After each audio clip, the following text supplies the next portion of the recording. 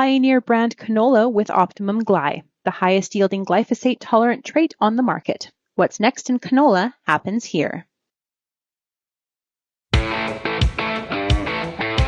It's time for RealAg Radio on Rural Radio Channel 147 on Sirius XM.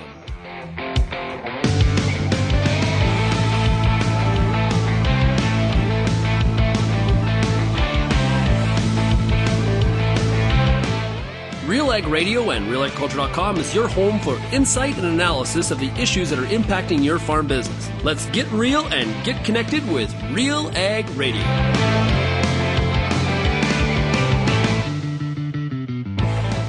Welcome to RealAg Radio here on Rural Radio 147 at Sirius XM. Shaun Haney, your host here on this Friday edition of the show. Thanks so much, everybody, for making RealAg Radio and Rural Radio 147 a big part of your workday. And as always, shout out to everybody listening out there on the RealAg Radio podcast as well. Continue to tell your friends, your neighbors, your enemies, anybody that's interested in agriculture. We are glad to talk to you, and this audience continues to get bigger and bigger. Today on the show, we got a RealAg Issues Panel. Yes, Lyndsey Smith, Kelvin Heppner, both of RealAgriculture, here to break down the biggest issues of the week. We've got some new data, Canadian farmers responding to who they think would be better for Canadian agriculture, former President Trump or Vice President Harris. Some interesting things there in terms of the results and the why of their selection.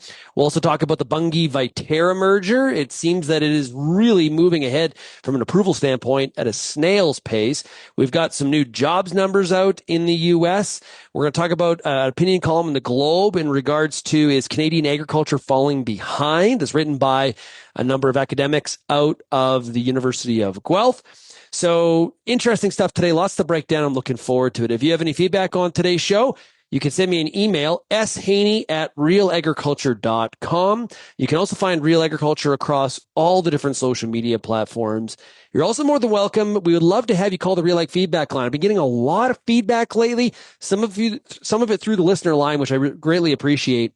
855-776-6147. Let's take a break. When we come back, we'll get to this issues panel right after this. Farmers, are you ready to boost your crop yields while improving soil health? ReSurge, the next generation humic product from Helena Products Group. Steve Cowan of Crop Management Network talks about why they sell ReSurge over other humic products. That's what I liked when I heard about ReSurge, is that we can use it through an air drill and put it in furrow, which when I look at a humic product, I think that's where it should be. Visit your local ag retailer or check out helenaagra.com. Put life back into the soil with ReSurge. If you're involved in the agriculture industry, it's important to stay informed on all the latest issues affecting your business. At RealAgriculture.com, we offer fast, reliable news, information, and insights to help you keep on top of all of the latest in Canadian agriculture. Visit RealAgriculture.com and sign up for our free daily newsletter covering everything from news, agronomy, animal agriculture, and much more. Visit RealAgriculture.com/subscribe today.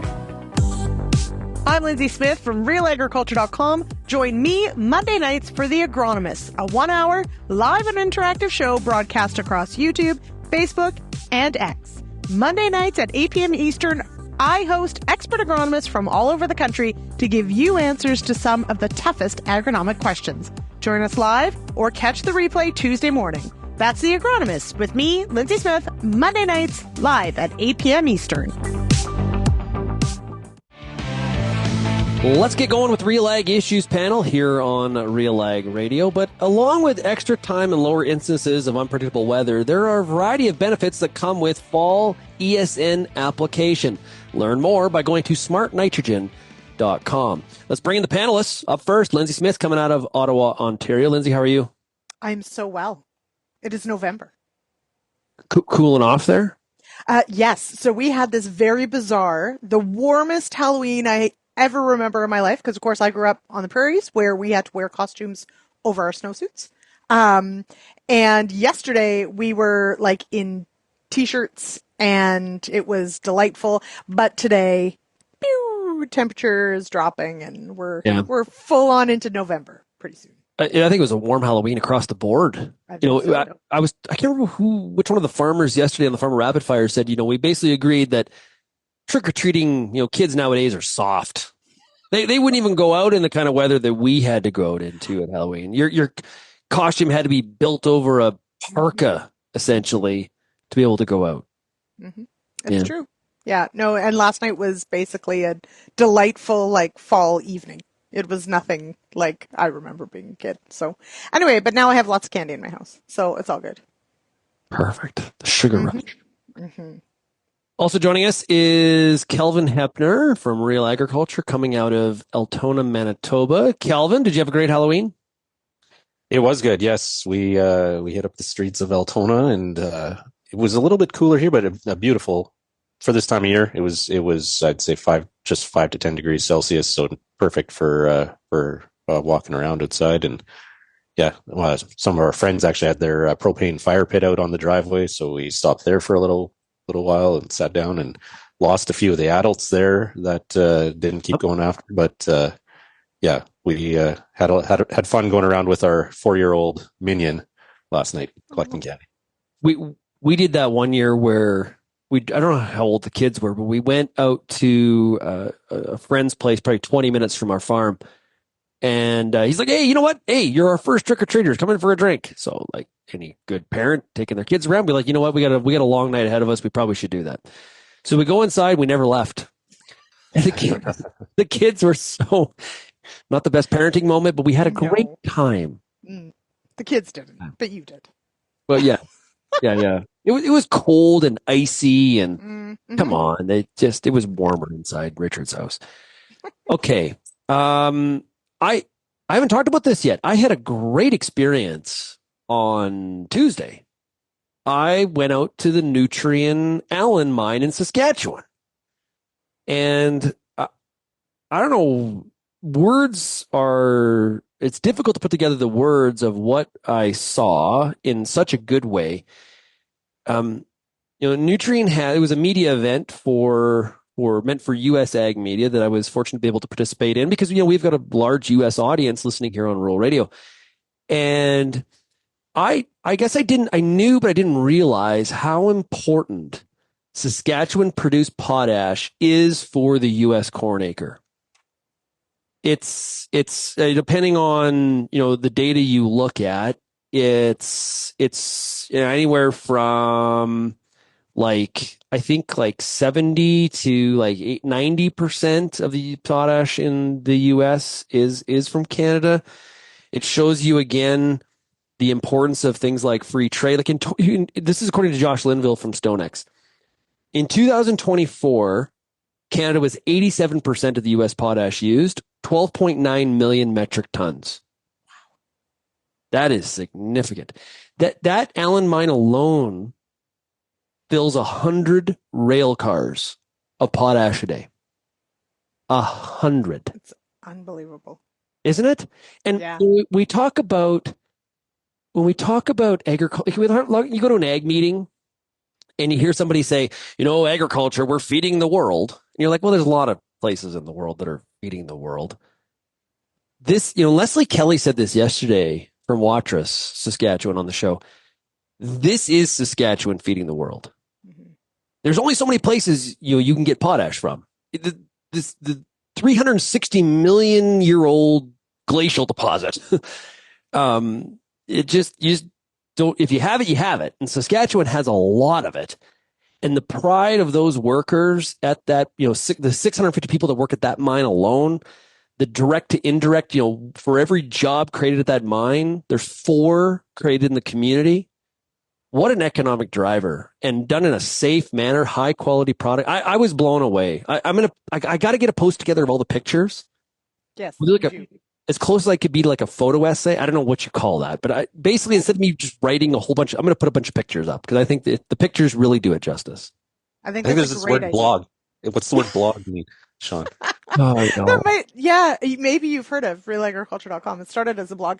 I will also say I am incredibly impressed. It is I also feel fortunate that you had a chance to go because the whole team here gets to learn about it and we get to share it with our followers, etc. It also means that I never have to go down there. Because I will tell you, as impressive and amazing as it looks, and I'm so glad that people do it and work down there, it just terrifies me. So being a kilometer down. And then we went to one of the nearest bores, which was a 45-minute trip. It was like 12 kilometers underground. Wow. Yeah. And this That's little incredible. like the Indiana Jones ride at Disneyland, like those Jeeps. That's kind of what we were in. All I could think of was Indiana Jones. And just we would turn a corner and the lights would come. I felt like I was on the Indiana Jones ride. It was so cool. But they've got technology there, like they're using, when you've got a miner that may be spending upwards, if you're running that bore, you may be spending 45 minutes to, it would be like an hour and a half to 3 hours a day in transit. So they're in that transit period, the shift overlays, they're starting to use telematics, like where somebody is running the bore from the office, like in a whole screen. Like they wouldn't let us take pictures of it because there's some the intellectual property to that, but super cool. Not reducing jobs, but increasing productivity. Amazing stuff. It was. I've never been to a mine. I've been to some coal mines in BC and things like that. This is beyond. Their largest mine underground is the same footprint as the city of Calgary. That's insane. Wow. Very cool. I liked how when you started the tour, you're like, see you guys on the other side. And meanwhile, when I come back to surface, I'll talk to you guys again. And meanwhile, you had better Wi-Fi on the whole tour. Speaking of technology, down, you had better Wi-Fi than Lyndsey and I both have at home right now. It's Crazy. true. That's very true. The Wi-Fi was fantastic a kilometer underneath the surface. Yeah. We thought we were going to have this break from Shaun and, we'd all get this work done. No, constant barrage of photos and information coming from a kilometer underground. Very cool photos. Yeah, exactly. It was pretty neat. Very neat. Yeah, very cool. I appreciate Nutrien inviting us. It was very cool. Hey, there's an article in the Globe, written by some academics in Canada, asking the question: is Canada falling behind? And Kelvin, I know you read the piece. What's your response to the question about is Canada falling behind in agriculture? Yeah, so this column, it was written by Evan Fraser, Rennie Van Acker, and Lenore Newman. Like you said, academics in agriculture at the University of Guelph and in BC as well. Lenore Newman is a professor in BC. And I think I largely agree with what the points that they raise in terms of we're not living up to our potential. We're not living up to what we could be doing. They make the comparison to the Netherlands and how productive agriculture and research and innovation in terms of new products and new solutions coming to the market, the Dutch are in agriculture, and that's something that I think we can aspire to here in Canada. I'm not sure that the solutions are that easy. A big reason, regulatory is of course a big reason for this, and that's something that government could deal with in terms of reducing the regulatory burden, the red tape, even the tax structure could be changed. I think that's where a lot of the work to fix this or address this productivity challenge here in Canada is. But at the same time, we still have our geography, whereas in the Netherlands, they're so concentrated in a small area, as noted in this article. It's just like a small space or a portion of Ontario agriculture in terms of a geographic footprint.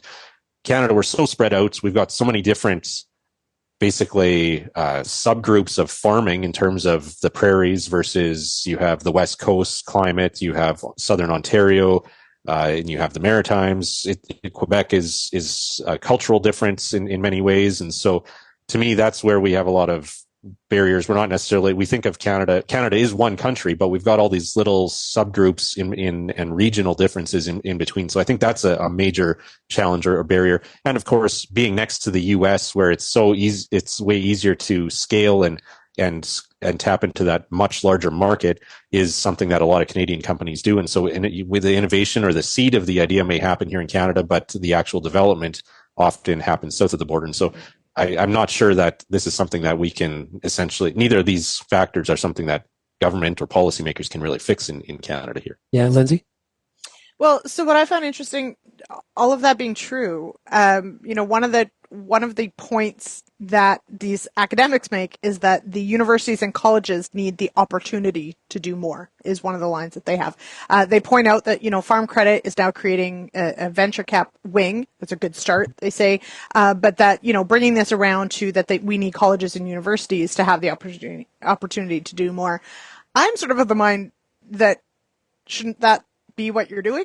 So I'd like to see, I get where they sort of had to draw from some sort of example, but I sort of kind of take issue with the Netherlands example in that, to Kelvin's point, it isn't really an apples to apples comparison. It's not necessarily a fair comparison, for one thing. So while I agree with the premise that like we can do more, I feel like aren't we supposed to look to our universities and colleges to lead in this? And I feel like our colleges and universities do not lead in this space. And perhaps that's what they should be doing and showing, like, come up with these ideas and get somewhere. But my own personal opinion is often and having taught at a college level, I feel like the colleges and universities, we do have some examples of some leadership, like we see with our smart farms, etc. But that's not the norm. That's sort of the exception to the rule. And so honestly, I feel like yes, there probably needs to be more support for these things, but this is what they're supposed to be doing. We're supposed to have, the cutting edge stuff happening at a research level.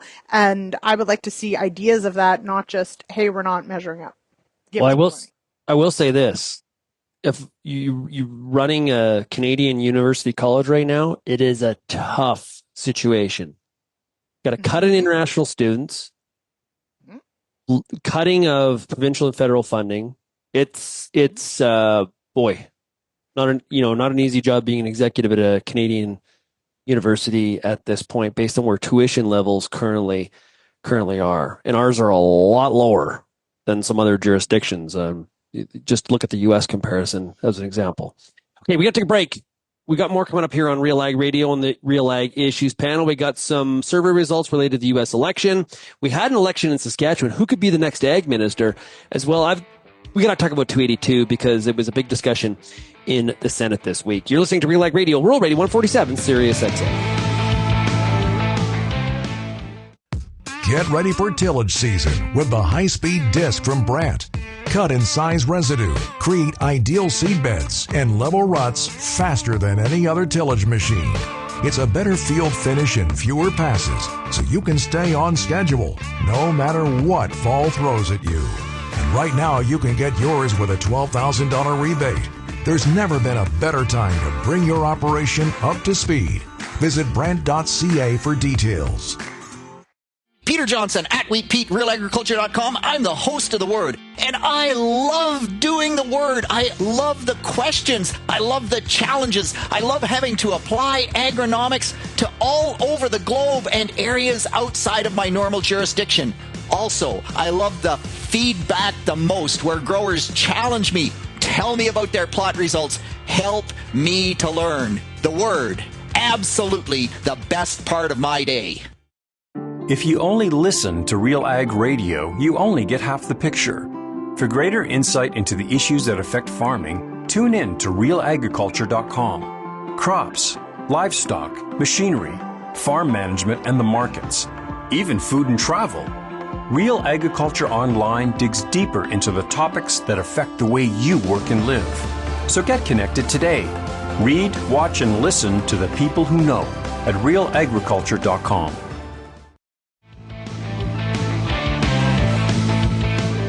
Welcome back to RealAg Radio. This segment's brought to you by Brandt Agricultural Products. The Brandt high-speed disc is made to manage residue, condition seed beds, level ruts, and reclaim wetlands in the most challenging of conditions.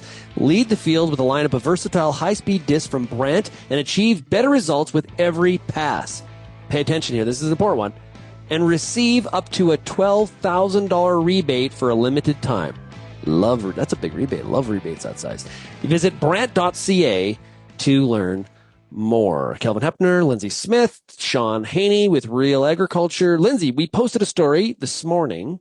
Real Agri Studies, a part of the October Canadian Farmer Sentiment Index, where those full results will be out next week. Some interesting findings there, especially related to current farm financial performance and how farmers see their financial outlook. But we also asked about the Canadian election. Who of the two candidates, Vice President Harris or former President Trump, would be better for Canadian agriculture? What did farmers say? So, the U.S. election. I think you said Canadian. Because we did ask. Did I say Canadian? Sorry. It's okay. That is entirely my bad. We're asking about the U.S. election. U.S. election. Because, of course, this is happening Tuesday, November 5th. So, what I found interesting is that 46% said that same impact of either candidate or not sure. So that's a combined, it was 23% each. So actually close to half were like, however, when we did look at Donald Trump or Kamala Harris, 37% of those respondents, and we had 471 who filled out the survey, 37% picked Harris as better for Canadian agriculture. 18% said that Donald Trump would be better for Canadian agriculture. So, I don't think that's a resounding endorsement of either, to be honest. Obviously, okay, sure, Donald Trump got less, but 46% were kind of like we're the same either way. And I don't take that to mean anything terribly positive, but perhaps I'm projecting a little bit there. We did ask why. So, respondents were asked to identify the top three reasons where they chose one or over the other. And so, where Donald Trump definitely did better was on economic policies, certainly on energy policies that impact farming. That he was identified as the stronger candidate on those. But Harris was identified for her support of Canada-U.S.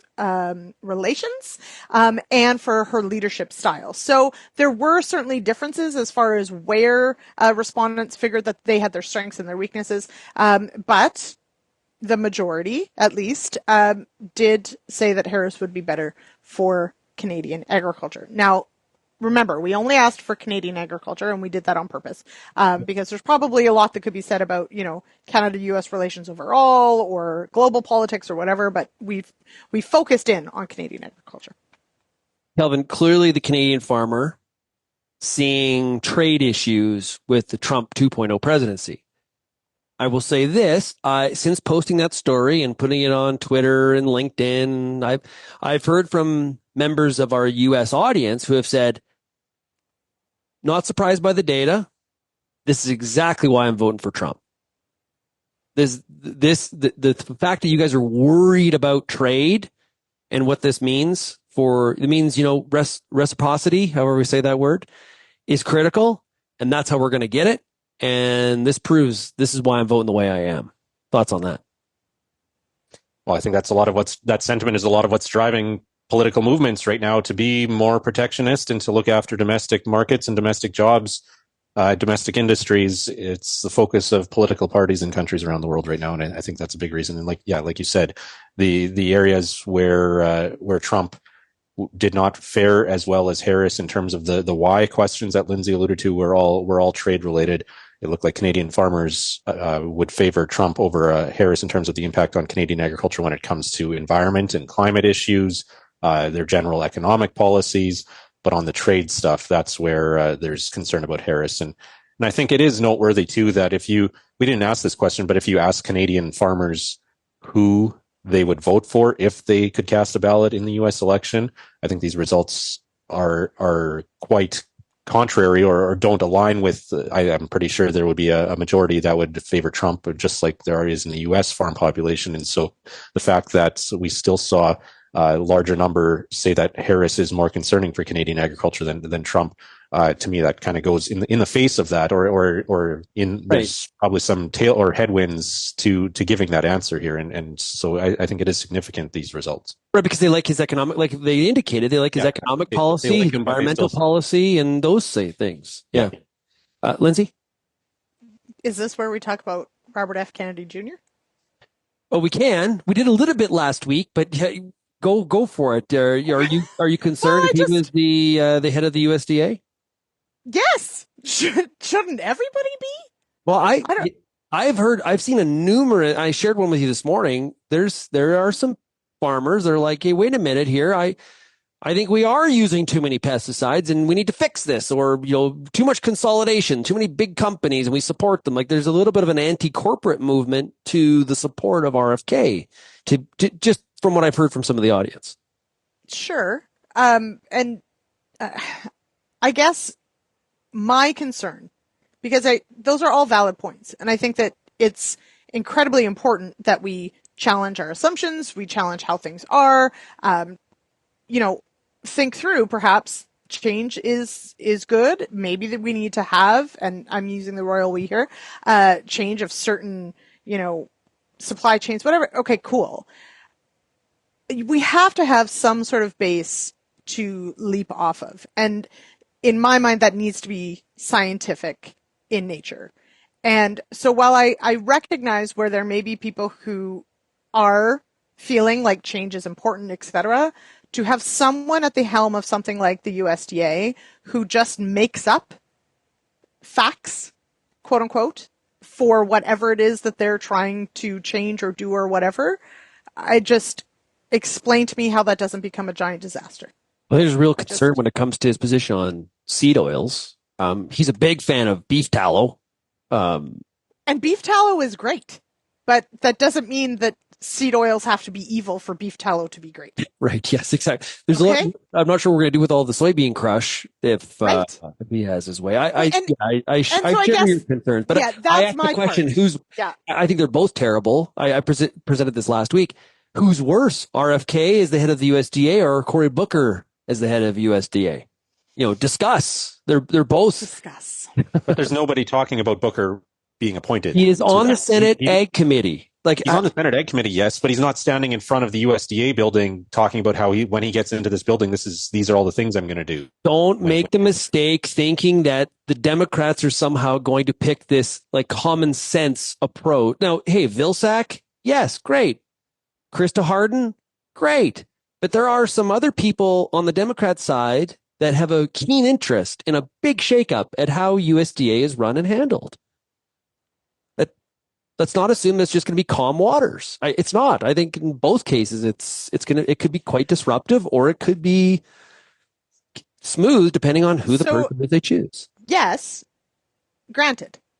But if we look at if we make some assumptions about those that are supporting Trump, and he does well in agriculture circles, we're not.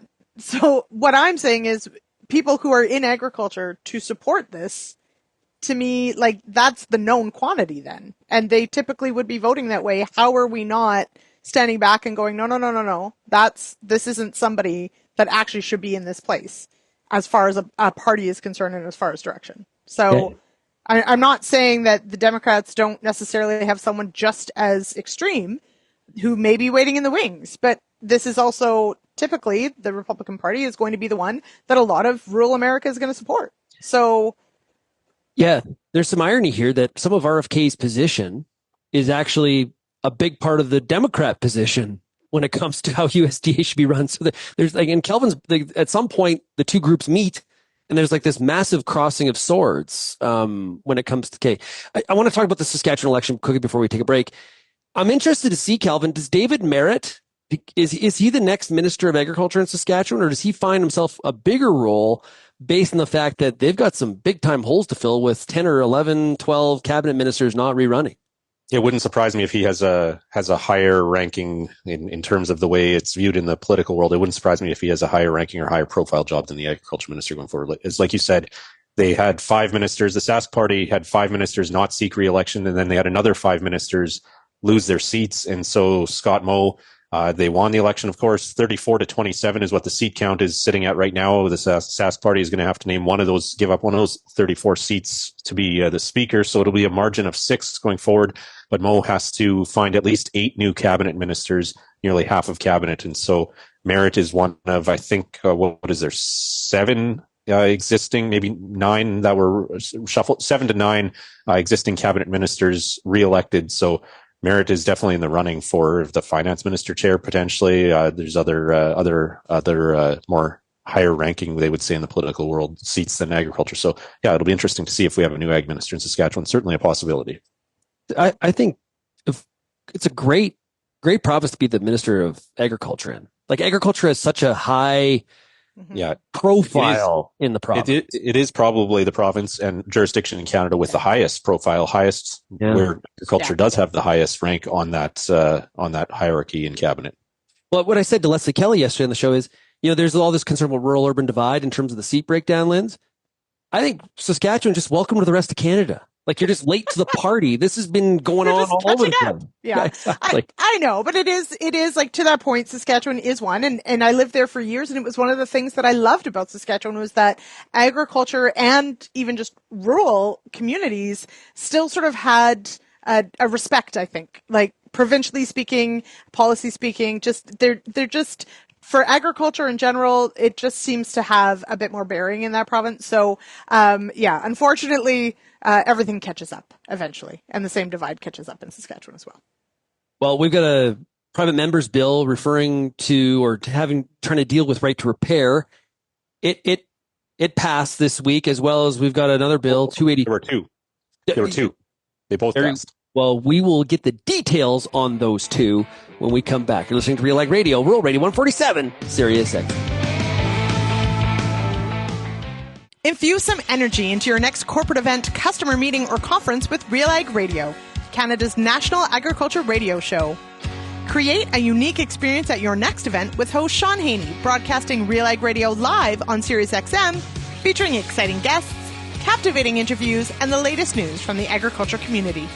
Contact advertising at RealAgriculture.com or call 587-787-1795 to book your on location with RealAg Radio today.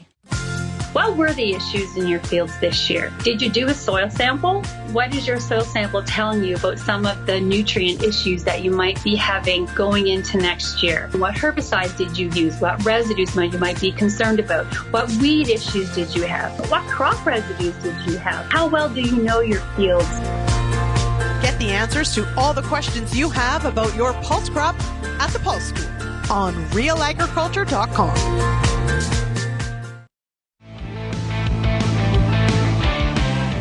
And welcome back to RealAg Radio. Hey, delivering reliable agricultural lab testing for your crop, soil, feed, water, and seed. That's quite the scope of services. SGS is uniquely positioned, ready to elevate your business in Canada and the United States. You can call them now at 1-800-952-5407. That is 1-800-952-5407. 07. Shaun Haney, Kelvin Heppner, Lyndsey Smith, all of Real Agriculture here with you on this Friday. You're probably fully loaded up on sugar as you try to pick out all of the candy, your favorites. Lyndsey, what's your favorite candy? Okay, so I don't love like gummies or suckers or whatever. So typically I'm going to go towards the chocolate world and give me all of your Twix and coffee crisps. Wow. Twix and Coffee Crisp. Give me them all. Wow. Okay. Kelvin, how about you? Hershey's Cookies and Cream. Oh, those disappear. Oh, whoa. You can have all of mine, Kelvin. I'm sending them to you right now. And by mine, I mean my children's. But yeah. Okay. Well, I'll send them to you. Reese's Peanut Butter Cups. Yeah, that's a good one. Okay. Yeah. Mm-hmm. Yeah. Pretty much any chocolate and peanut butter combination you can drum up. Yeah. Absolutely fine by me. Okay, Kelvin. 2 bills related to right to repair. Give us the details. Yeah, 244, 294. These are bills that were introduced back in 2022. One of them allows Canadians to, under the Copyright Act, it changes the Copyright Act to allow Canadians to circumvent or bypass digital locks or software anytime a company uses something digital to prevent somebody from working on a piece of equipment or a piece of technology. This bill, one of these bills allows them to bypass that for the sake of diagnosing, repairing. And the other bill allows for bypassing digital locks to allow 2 different devices or technologies, 2 different brands of farm machinery, for example, to work together. So that's the, what's the word for that? I forget right now. It's on the tip of my tongue. Interoperability. Yeah. The same type of rules that apply to like a computer mouse, that it has to have the agreement between tech companies that USB or USB-C is the way to go with phone chargers, that type of thing.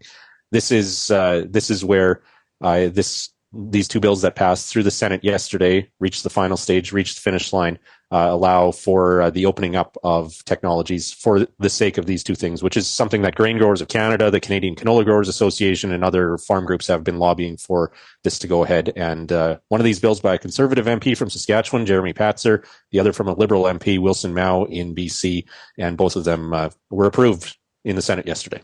Well, but before we get into 282, we've got a great corn harvest in Eastern Canada based on the weather that Lyndsey's been experiencing. Not a lot of talk about 234. Where is that? It keeps getting kicked down the road because things have been dysfunctional. The 234 is back in the House of Commons. So the Senate looked at it last fall and introduced amendments, and that sent it back to the House of Commons. And the House of Commons has been dysfunctional now since September 26th. No government business has moved ahead in the House of Commons since September 26th. And so it keeps getting kicked down the road. It is supposed to come up on Private Members Day in the coming weeks if things ever resume and they get over this current privilege motion that is holding everything up. But right now, and that would be the gutted version of 234 that would only apply. This is removing the carbon tax from farms for grain drying only, and only for 3 years. It could pass if enough a majority of MPs vote in favor. The question is whether the Conservatives will vote in favor. The Bloc and NDP have said they will, but it's still getting kicked down the road every day that passes in Commons without anything else happening. For Halloween, Canadian Parliament went dressed as U.S. Congress, trying to get entirely nothing done. Just arguing and nattering at each other.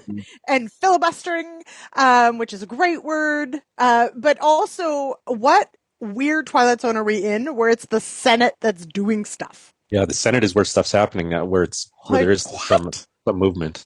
I have talked to more Canadian senators in the last 12 months than I did the entire since 2010. And you know what? They're wonderful people. So thank you for taking our calls.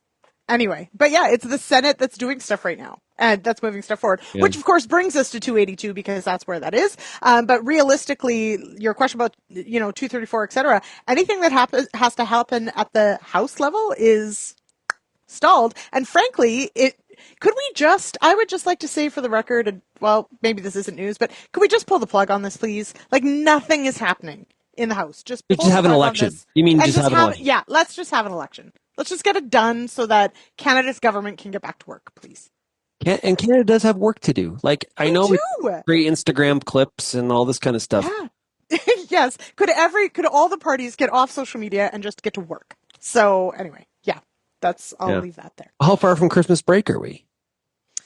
So I did hear just this past week that it is technically, I think, possible that we could go to the polls, but like, I think we're minutes away from that no longer being possible. I think we're closer to the odds of prorogation before Christmas are higher than the odds. Are higher, yeah. I would agree with that, Kelvin. Yeah. Okay. Yeah. Let's talk about 282. Okay, so again, I appreciate the feedback, audience. I have heard from many of you that we have heard a lot of different guests talk about 282 from the negative standpoint. I'll acknowledge that. We've been working very hard over the past number of weeks to get groups to come on and talk about why 282 is a good thing.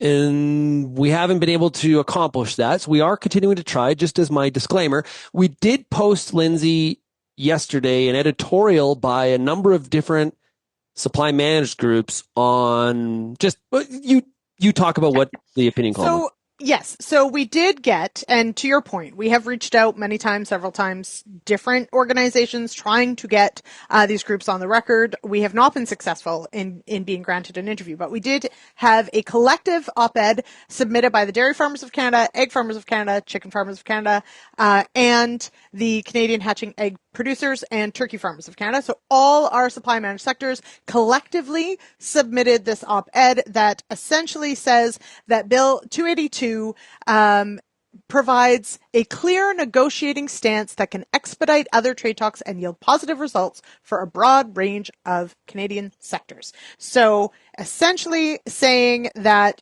this is an important thing, that they highlight the value of the supply managed sectors to the Canadian economy, and that Bill C-282 is a direct way to preserve the Canadian way of life by offering protection for supply management. So if anyone wants to go and read it, this is straight from the supply managed sectors. We have published the op-ed as is. We didn't edit anything, and this is their position. But we have questions for sure, but we don't get to ask those questions. So I will ask this now on the radio show. If anybody from these supply managed sectors wants to do an interview, I would be happy to do one. Thank you.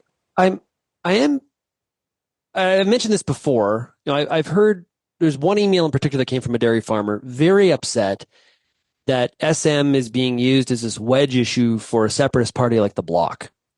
Yeah.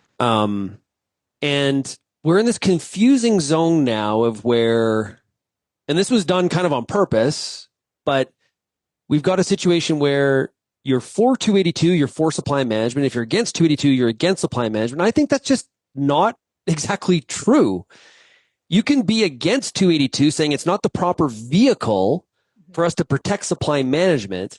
Like, you can do that, but that's lost on, that's kind of lost in the political ether here. My position is the best thing that could happen is this just sort of floats away. It's sort of like 234 just kind of, now I'm not saying that was good, but 234 just sort of just went away quietly, or, you know, it's sort of lost and we don't really know where it goes from here. That's kind of what 282 needs to find a way to do. But Kelvin, it'll be a discussion point again next week in Ottawa.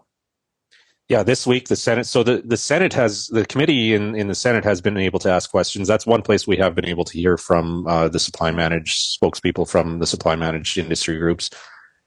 But next week the Senate is expected to move into clause by clause consideration, which is like going through it with a fine tuned comb after hearing from all the witnesses.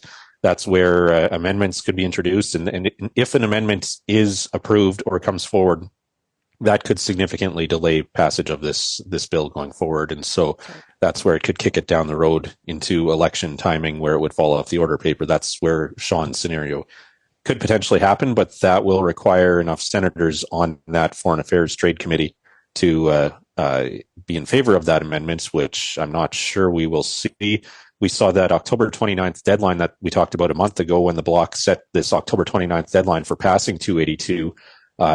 That deadline came and went, and the bloc said that they are now going to vote no confidence in upcoming confidence votes on the Liberal government. And so we will see whether that holds true now that the deadline has passed. And rumor has it, or there are reports out there, that during the Liberal caucus meeting this week, Justin Trudeau told his caucus that they don't want to have to rely only on the NDP for supporting the Liberals through upcoming confidence motions. They may have to give some carrots to the bloc to gain their support back in those confidence votes. And so one of those carrots could potentially be the passage of 282 if Justin Trudeau's office is tied in with the Liberals on that, or Liberal appointed senators on that committee.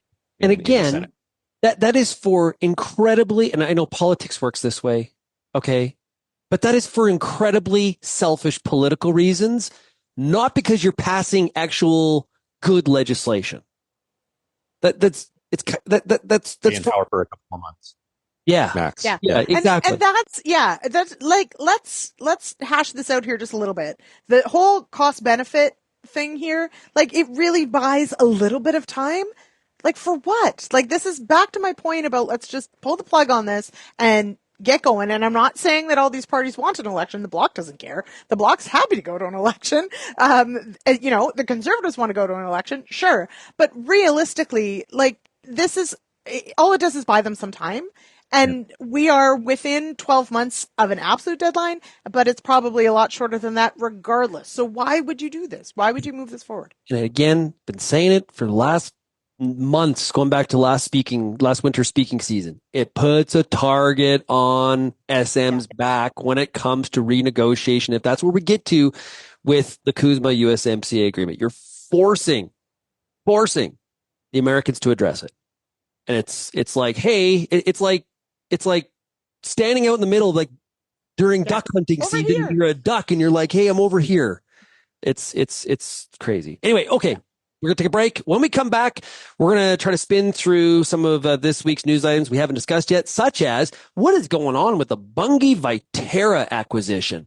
This thing has been stuck in no man's land. What is that all about? We had a Bunge's earning call this week. Maybe there were some indications from that. You're listening to RealAg Radio, Rural Radio 147, Sirius X.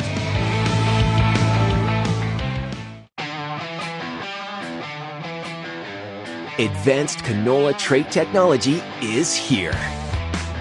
And it's soon to be the talk of the town. Optimum Glide delivers excellent yield potential and agronomic trait performance. Improved crop safety. Enhanced weed control. And a wider window of application. You're going to want to see this. Learn more at OptimumGlide.ca. There's a reason we call it the Corn School. Videos on everything from planter setup to weed control, field trial results, and the latest yield strategies. The Corn School on RealAgriculture.com has the information and advice you need to help you succeed. Brought to you by Pride Seeds and BASF. Corn School episodes are available at cornschool.com, from RealAgriculture.com, or as a podcast in your favorite podcast app. Check out the latest Corn School episode today. Your co-op grow team stays up to date with the latest research and technology to help support your entire operation. Talk to our team for advice tailored to your farm's needs. Co-op, here for your farm, here for your family. Learn more by Googling co-op, or you can go to co-op.crs/farm. Shaun Haney, Lyndsey Smith, Kelvin, Heppner, all of Real Agriculture. Lyndsey, some unfortunate news this week related to the pork sector and H1N1.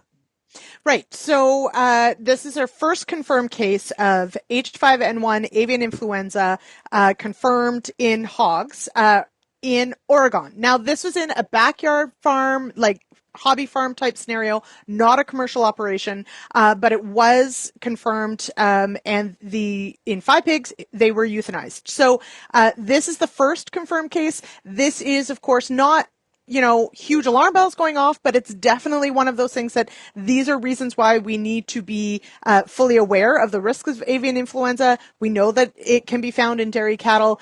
We need to be on alert for what's happening. And this is also, it ties into, we often have heard about the feral hog problem. When it comes to diseases, having, animals like hogs roaming around the countryside that are capable of potentially contracting or spreading diseases, definitely a huge risk to the hog sector as well. So, definitely something to be concerned about. I guess we see if this continues, but similarly, I suppose, we've seen it in the dairy herd, haven't necessarily seen it in the beef herd. So perhaps this will be an isolated incident. Let's hope. Yeah. And thank you. H5N1. I said H1N1. So. Oh, sorry. Yeah. H5N1. Yeah. That's what I said. Also, you said it right.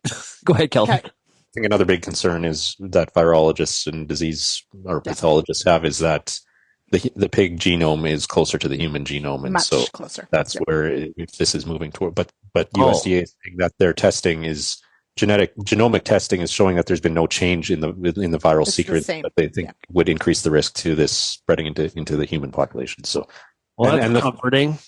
This came from birds. It looks like it was a transmission from birds on this farm to the pigs, not from mammal to mammal. That would also be more concerning. That would also be, But these pigs shared feed, bedding, everything. So they were fully exposed to these birds. Yep. Montreal strike. Lyndsey, what's going on? We've got two different areas of the port, and it's mainly containers. There's container shipments that are really in jeopardy here, right? Right. So the Port of Montreal is largely containerized traffic. Obviously, some bulk shipments go through there as well, but it is largely containerized traffic. But this is a port that had rotating strikes going through. So Sunday there was a 1-day strike, so from Sunday to Monday. However, at that time, the 1,200 longshoremen, the union representing those 1,200 workers, had said, without a deal, we will start a strike as of Thursday, and this will be an ongoing one. This will not be a 1-day. This will not be a refusal of overtime. This will be a full-on strike. They did not reach an agreement, and so they did start that strike as of yesterday.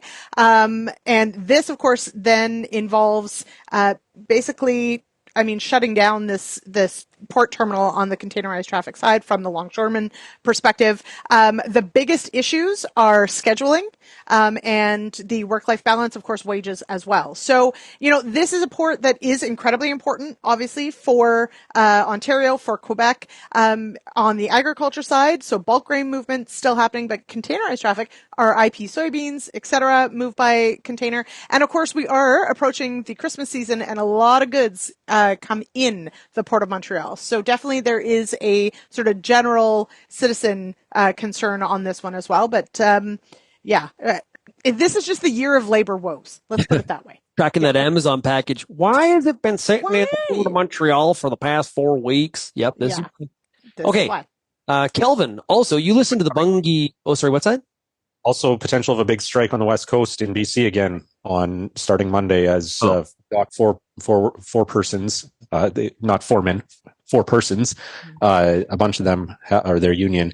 They've served strike notice, and the BC Maritime Employers Association now has served lockout notice as well. So it looks like grain loading actual loading of grain onto terminals is going to continue, but the dock 4 persons are going to be on strike. Have we broke a record yet? Like, we have to have, right? We have to have. Also, I have learned a lot this year on how many different roles there are and how they all have different unions. Yeah. So, right? And we learned that in the last port strike out of Vancouver as to, depending on which part of the actual process of loading or unloading boats, which part gets interrupted. But ultimately, and this is why, even if you deem grain as essential, that only actually sort of covers one aspect of grain movement, and so it doesn't necessarily solve the problem of movement. So, well, and we were talking earlier about my trip to the Allen mine, right? Mm-hmm. And I was talking about the telematics and like controlling remotely. The guy from the office is running the bore. Well, the big push there was actual, so a lot of times we think automation, getting rid of jobs. This is telematics where, safety, getting that bore operator away from the face of the mine. And, there was an operator right there and he was talking about all the advantages of it. So all this talk about it's a big thing about technology and how they're using it. There's an example where AI and all those technology tools are actually keeping jobs and making people safer and more productive. So sometimes some of this stuff gets really skewed. Kelvin, you listened to the Bunge earnings call this week. Talk about lost in the abyss. Where is this Bunge acquisition of Viterra? They're still awaiting approval from regular antitrust authorities here in Canada and in China are the 2 big approvals that are remaining. And this week on that earnings call, early 2025 was referenced as a timeline now by CEO Greg Heppner. Until now, originally, for a long time, they were talking about closing this deal in the middle of 2024, June, July timeframe. That obviously hasn't happened.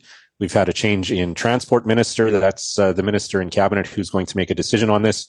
About a month or 2 ago here, and Anita Anand is now the transport minister, in addition to a bunch of other files that she's looking after. And so she apparently has been briefed, and Bunge has been in touch with her in terms of getting her up to speed on this decision.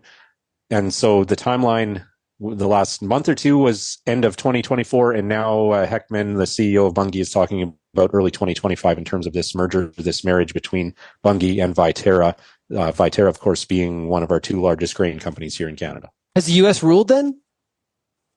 U.S., it's been tough to get info on the U.S. There was no reference to the U.S. approval in the earnings call. And I think a lot of it is resting on Canada's shoulders here in terms of the alliance of countries. This is how it often happens. We've talked about this before in terms of mergers and acquisitions.